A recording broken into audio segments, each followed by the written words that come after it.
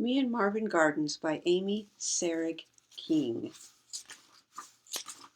Chapter 1. Nosebleeds and Mosquitoes.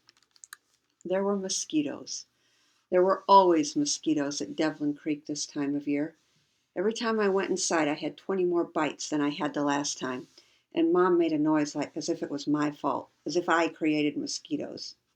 There was a bloody nose. It wasn't my first. I didn't have any tissues or napkins, and I was in a good t-shirt, so I lay on my front with my head out over the bank and let the blood drip into the creek. I wondered if the fish would smell it, or taste it, or breathe it. I knew by then that nosebleeds only lasted so long. I'd learned not to pinch my nose or tilt my head back 6 months ago. You just had to let it bleed until it was done. Most people got nosebleeds because something happened, like maybe they got hit with a baseball or walked into a door. I got nosebleeds for no reason. Or there was a reason, I just didn't like to talk about it. I reached down and picked out a plastic shopping bag that was floating downstream and put it on the bank next to me. This was my job. This was my creek.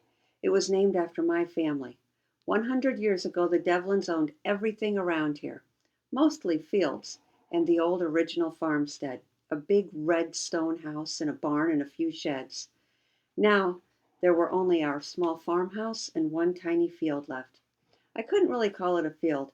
It was more like a wild patch with the creek running through it and a small area of woods. We didn't farm it because we weren't farmers anymore.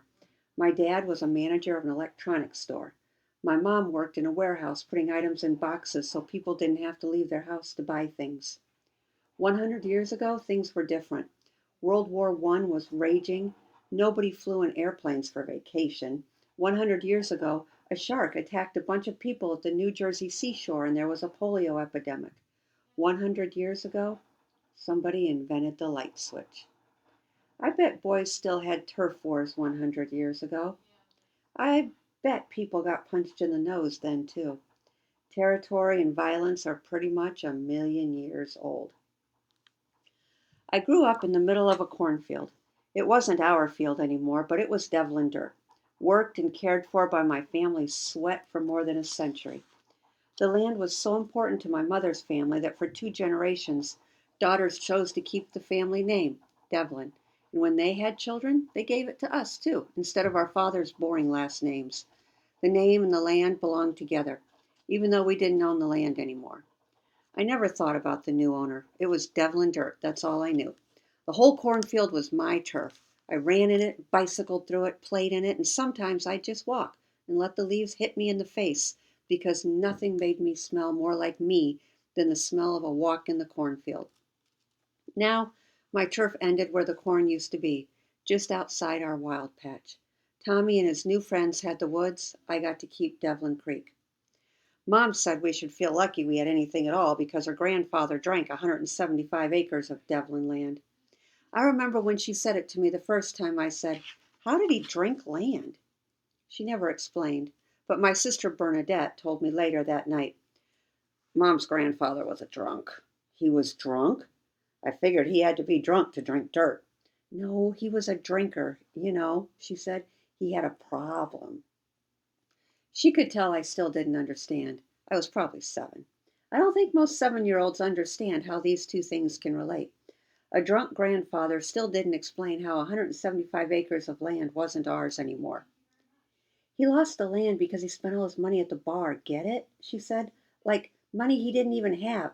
He used it to buy more drinks. I nodded. She smiled. I liked Bernadette. She helped me with my homework and with questions I couldn't ask Mom or Dad. And she was nice to me. I didn't think a lot of older sisters were nice. I knew Tommy's wasn't. My nosebleed slowed down, so I sat up and faced the tree line between our wild patch and the old cornfield. On the other side of the tree line, there were bulldozers, earth diggers, and dump trucks. That's what happened when all your great-grandfather's land is sold and sold again and sold again. Bulldozers. My road, Gilbrand Road, used to have just our house and Tommy's long driveway to his house for a mile stretch. Now there were 4 housing developments and a gas station, and bulldozers, and traffic, and neighbors, and turf wars. Mosquitoes don't have turf wars. Mosquitoes just want to drink blood. They don't have a problem. It's the way they are. The females are the only ones that drink blood. Did you know that? Males drink nectar and sweet stuff like that. I learned this in science class, my favorite class, from Ms. G, my favorite teacher. She knew everything and made science exciting. I watched closely as a mosquito landed right on my bony kneecap. I didn't think she could get blood from there, but she stuck her proboscis in and started to fill up with my blood. She got fatter and fatter as I watched.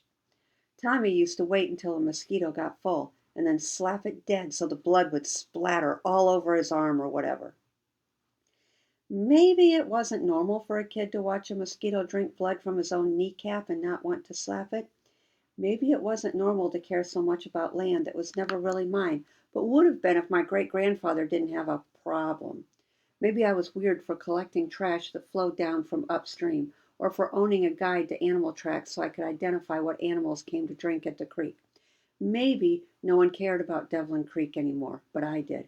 I was part of it as much as it was part of me, because now my blood was running through its veins.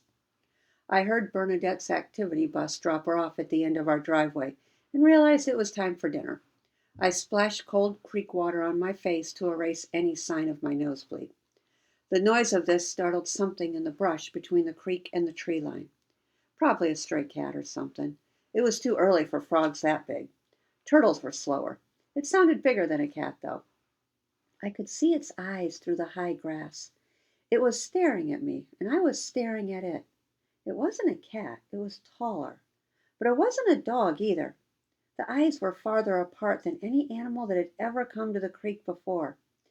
As we stared at each other, I felt like it was just as curious about me as I was about it. Then Mom rang the bell for dinner, and I stood up, and it scurried into the creek and downstream. From the back, it looked like an armadillo. We don't have armadillos in Pennsylvania. I figured it was maybe just a wet dog, but I knew deep down it wasn't.